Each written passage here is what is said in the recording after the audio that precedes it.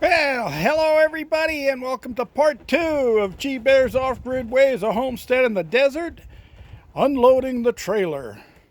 And you're looking at the tote-cuzzi because I'm thinking I'm going back in that. I almost broke a sweat unloading that trailer. And I'm going to show you right now what happened. Well, there's the two totes. No bends, no breaks, no errors. There's the ramp pallet. There's the stack of pallets.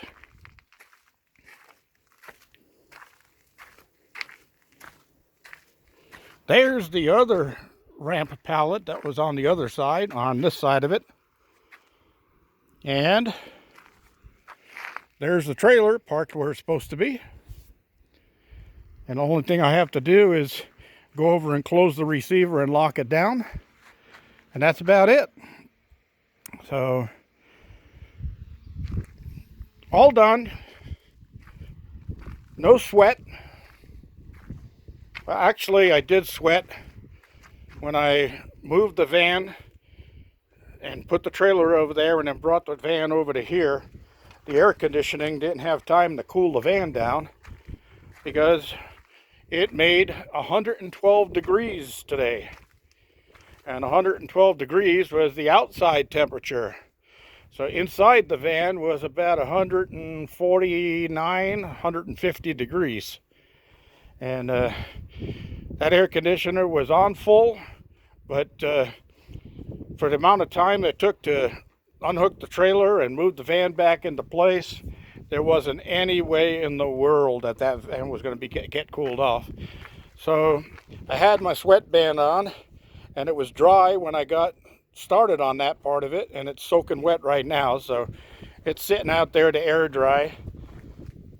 And like I said, I think I'm going to jump back in the tote-cuzzi here, because that water temperature at about 80 degrees is a real good cool down. And the winds are just starting to come back up. And what made me jump out of the jacuzzi or the tote-cuzzi earlier and get to moving those containers was I had that one hanging on the rope, and all of a sudden the winds came up. And at least I thought it was the winds coming up, but it was just the dust devil blowing through. But now the clouds are moving in, and when the clouds come in, so do the winds. So you can see the PMA up there is starting to crank out, and just hot and humid again today. Another day like yesterday. But the work's done. That's a good thing. And having the work done means that now I can relax. So I'm going to go break out a couple of chicken thighs out of the freezer and get those ready to go on the barbecue. I think I'll do garlic and paprika on the chicken thighs on the barbecue. Get that skin nice and golden brown and crispy, and nice and tender and juicy on the inside. And don't know what I'll do with that. Well, I think I got one more ear of corn, so I'll probably do an ear of corn on the cob on the barbecue itself, because I'm cooking outdoors. I'm definitely not going to cook indoors with these temperatures. I got the cabin cooled off just right, so when I go in there, I'm comfortable. The problem is, it makes me want to go to sleep. And I got things to do. I can't sleep. Oh, jeez. I'll have time for sleeping later. I got work to do. Anyway, maybe I'll come out this afternoon and get these things up on a couple of blocks. One low block in the front and two higher blocks in the back. So they're tilted forward like this. And then I take those caps, because I don't use those caps. I found that a 2-inch no-hub coupler will slide right over that fitting, and then I can connect my 2-inch PVC or ABS, whatever, like that over there, like that manifold, and works out just fine. So I'll get that cleaned out, get the oil put into my 1-gallon containers and marked So I know that it's a Microsol 590 XT,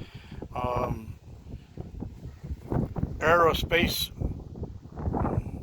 something, sensitic.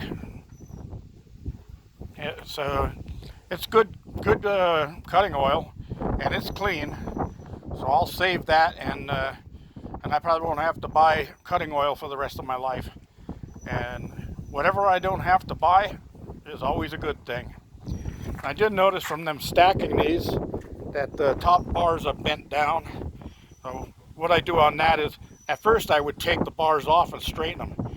And then I found that if I just take my long pry bar and I rest it here and stick it under the end, I can just lift that up and straighten that bend out without taking it all apart. So I'll get those straightened off.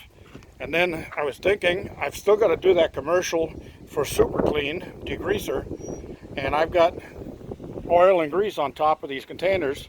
So I think I'll set up to do that for one of the next videos, and we'll get that video done so I can send it to the people that sent me the Super Clean and say, hey, here's your commercial, and maybe I get another product from them to review and test and all of that.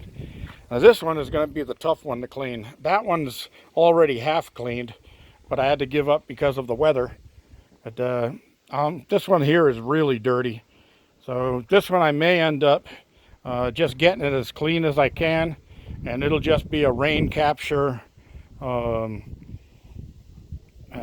storage tank so that I can capture a little more rain if it ever does rain again. And now I'm going to start taking these apart and get this wood stacked. I want to get it out of the sun, so I'll have to make room inside of the garage where I can stack this so that it doesn't completely dry out in this hot, dry, well, it won't dry out for the next few days because it's going to be humid. All right, everybody, I'm thirsty. I'm going to go in and get myself an ice water and sit down in the air conditioner for a little while and try not to fall asleep, and get my dinner put together, or get my dinner ready to be put together. So all of that stuff is done, and then I might go out and play in the garden house for a while because it's cooler in there than it is out anywhere else. And I don't want to fall asleep when I get out there because I start working. Good idea, right? Yeah.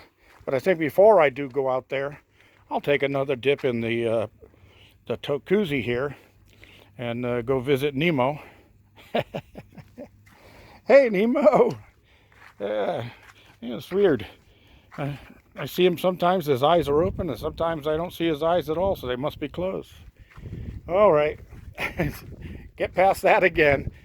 G-Bear, thanking you for joining me and signing off. But don't forget, thumbs up, and don't forget to subscribe.